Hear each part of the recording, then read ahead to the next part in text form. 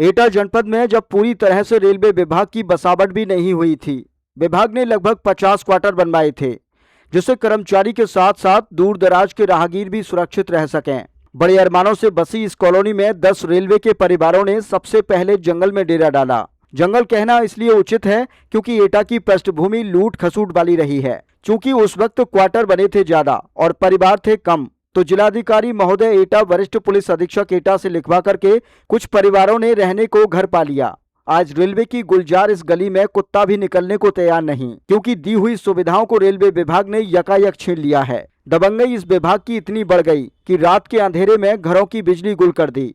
भीषण गर्मी में रहे कैसे ये परिवार। दूसरा, पानी बिन सब सून, कैसे गीला होगा घर का चून।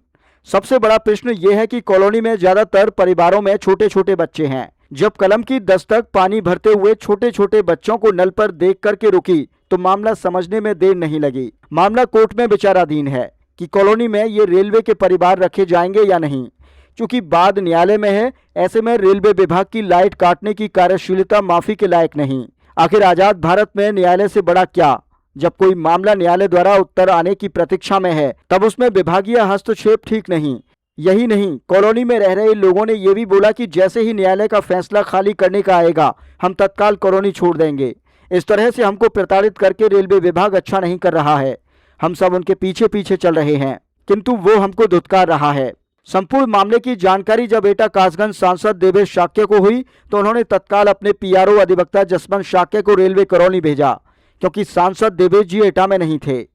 सांसद के द्वारा भेजे गए अधिवक्ता जसवंत शाक्य ने रेलवे के अधिकारियों से बात की तो उन्होंने सहयोग का आश्वासन दिया, किंतु सारा दिन गुजरने के बाद भी ढाक के तीन पात रहा मामला। कॉलोनी के बासिंदों का बुरा हाल है। 3 दिन से बिजली गुल, नल खराब, एक नल उस पर भी भीड़ सारी। क्या बच्चे, क्या बूढ़े, क्या महिलाएं, सभी कतार में खड़े पानी भरने के, तब जाके पकेगा खाना। एटा के अधिकारियों तक पता नहीं ये मामला पहुंचा अथवा नहीं, किंतु स्थिति बहुत खराब है। कलम द्वारा लिखी गई सच्चाई को गंभीरता से यदि लिया गया तो दर्द समझ आएगा हर एक मन को, हर एक इंसान को, क्योंकि रेलवे एटा विभाग की सोच शायद मानवीय नहीं जान पड़ी। संपूर्ण मामले में मौका देख करके चौका मारना कोई इनसे सीखे। रेलवे कॉलोनी एटा से सुमंत यादव की जमीनी हकीकत की रिपोर्ट। वकील साहब, आप लोग सब इकट्ठे हुए हैं, ये क्या मामला है रेलवे कॉलोनी का? हम लोग 50 साल से यहाँ रह रहे हैं। उसके बाद जो है इन्होंने ये कहा कि क्वार्टर खाली कर दीजिएगा। हम उसके खिलाफ जो है माननीय उच्च न्यायालय में अपील चल रही है 33/035/2025। अब उन ये अपना वहाँ जवाब भी दाखिल करे आए हैं। इसके बावजूद भी इन्होंने बिजली पानी जो है बंद कर दिया है। 3 दिन हो गए हैं। महिला, बच्चे, घर वाले, बीमार, बुजुर्ग सब बहुत त्राही त्राही मची हुई है। यहाँ पर बहुत जीवन जो वो काटना मुश्किल हो गया है। और कोई भी अधिकारी, रेलवे का कोई अधिकारी, कर्मचारी कोई बात सुनने को तैयार नहीं है। यहाँ से लेके हम टूंडला में ही बात की हुई है, यहाँ पे एटा पे भी गए हैं, यहाँ भी PWI से बात की है, लेकिन कोई किसी की बात सुनने को कोई अधिकारी तैयार नहीं।